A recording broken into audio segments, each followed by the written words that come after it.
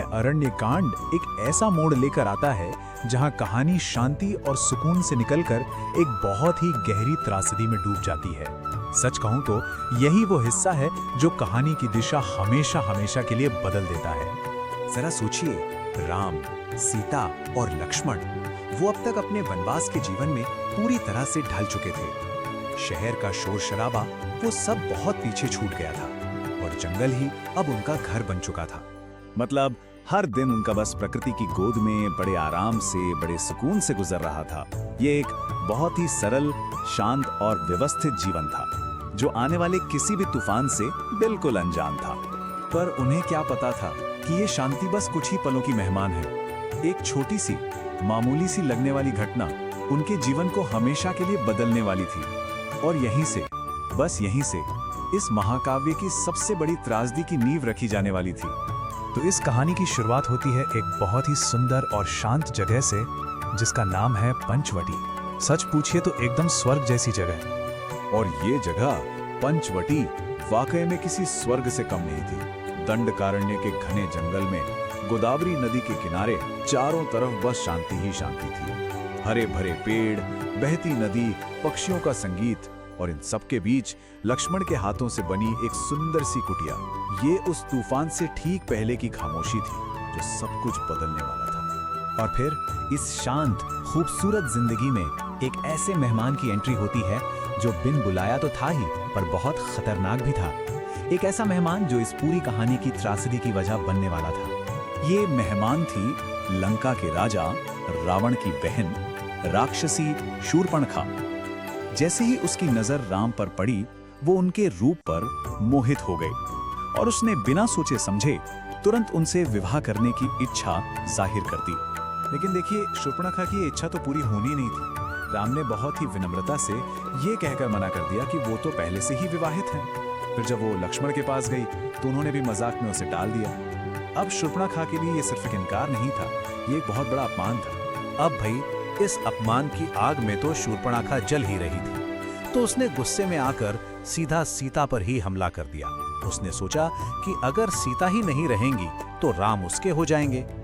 ये देखते ही सीता की रक्षा के लिए लक्ष्मण ने शूर्पणखा की नाक और कान काट दिए। और बस ये घटना अब कोई छोटी मोटी बात या व्यक्तिगत अपमान का मामला नहीं रह गया था। अब तो ये बात बहुत दूर लंका तक पहुंचने वाली थी, जहां का राजा खुद इस बदले की आग में शामिल होने वाला था। अब जरा देखिए कि कैसे ये बात बढ़ते बढ़ते कहां तक पहुंच गई। शूर्पणखा ने जाकर अपने भाइयों खर और दूषण को भड़काया।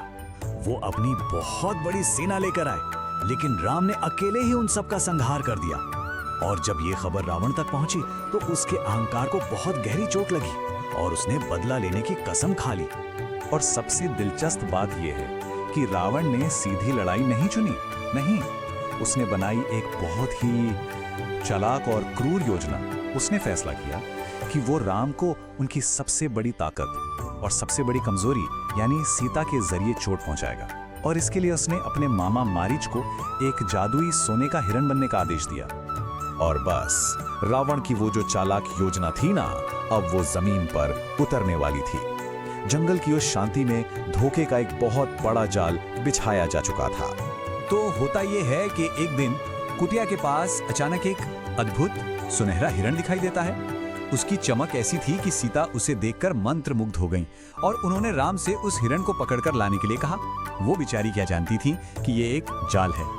राम उस हिरण के पीछे बहुत दूर निकल गए और जैसे ही उन्होंने अपना बाण चलाया ना, हिरण बने मारीच ने अपनी आखिरी सांस लेते हुए ठीक राम की आवाज में जोर से चिल्लाया, ताकि कुटिया में बैठी सीता को लगे कि राम किसी बहुत बड़े संकट में हैं। अब ये आवाज सुनकर सीता तो घबरा गईं। उन्होंने लक्ष्मण को फौरन राम की मदद के लिए जाने को कहा। लक्ष्मण समझ गए थे कि ये कोई मायावी चाल है, पर सीता के बार बार कहने पर उन्हें जाना ही पड़ा। लेकिन जाने से पहले उन्होंने कुटिया के चारों ओर एक सुरक्षा रेखा खींची और सीता को चेतावनी दी कि वो किसी भी हालत में इसे पार न करे। और अब रावण की वो पूरी साजिश अपने आखिरी और सबसे भयानक पड़ाव पर पहुंच चुकी थी। जंगल की शांति अब हमेशा के लिए भंग होने वाली थी। लक्ष्मण के जाते ही रावण एक साधु का भेष धरकर ठीक उसी कुटिया के सामने आ खड़ा हुआ।